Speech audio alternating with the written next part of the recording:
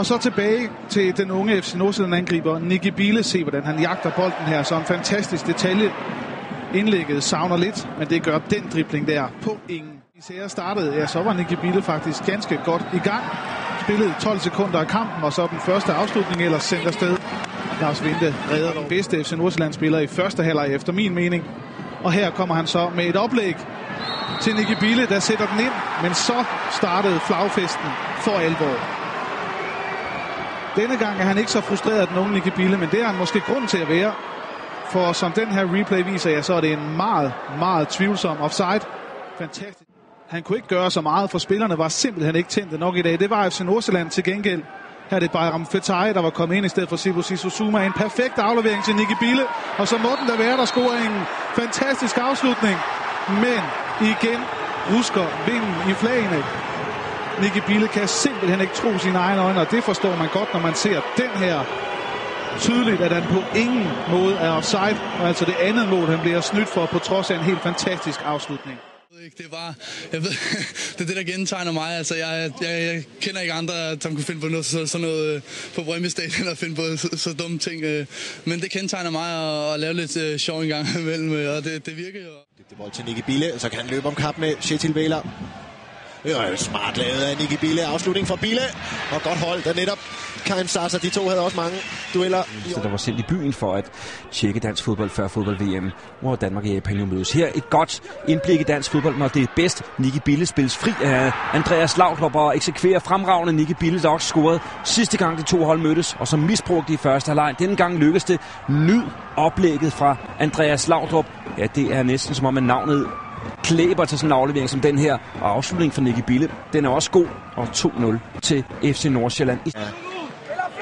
Det er sjuskeøverbærende det der, i stedet for en mulighed for den direkte løsning mod Nicky Biehle. Lasse Nielsen, den bliver for kort, den der. Nicky Biehle over for Zaza. Nicky Biehle, hvad så? Det er rent mudderbad det her. Se denne her. Biehle taber den faktisk i første omgang. Så er det en rigtig skidt berøring. Det er Lasse Nielsen, der så kan redde i sidste omgang. Ja, jeg tror han er tæt på at skride, ja. Det er rigtig uldspænd.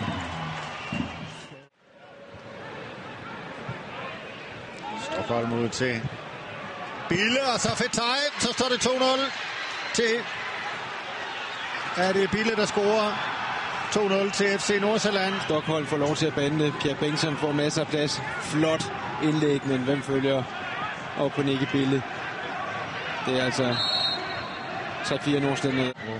Fortsat med overskud ser det ud til. Aflevering til Bayram Fetai. Var det godt spillet af Nordsjælland det her. Bayram Fetai spejder efter igen til Nordsjælland. Og med satan, når man ikke han rager endnu en redning ud. Det gør han så ikke denne her gang. Der kommer udligningen af Nicky Biehle til 1-1. Sådan en rigtig rodemål, hvor Karim Zaza er klar i første omgang, men bolden springer ud til Biehle, der nærmest i en tackling får den over stregen til udligning 1-1, men man kan ikke sige, at det er andet end fortjent med det her udlæg, som Nordsjælland har haft på anden halvleg. Ja, der er mange ting her. Michael Jakobs bør ikke blive fanget på den indenomsaflevering. Den her afslutning er fantastisk, og en fantastisk redning, og så er det altså Kenneth Miel, der, synes jeg, laver en rigtig skidt løsning, fordi han kan se, at Biehle kommer. Den her redning er jo helt outstanding igen. Ja. Hvordan får han dog fat i den? Og så Kenneth Miel, der bare vil låse den væk, men burde måske lige have luret, at han takler den ind på Biehle og så i mål, og der skulle altså en forspiller til for Mikkelsen, men der var mere i Nordsjælland, og Tobias Mikkelsen den her gang i oplæggerens rolle, og så er det Nicky Biehle, som hælder forbi, og til der kom Nordsjælland Luta for presset her med 12 minutter igen. Er det Pierre Bengtsson, som lægger bolden ind over, så er det Nicky Biehle Nielsen, som dukker op bagerst i feltet og på hovedet scorer sit 7. sæsonmål, og dermed udlignet til 1-1. Ingen chance.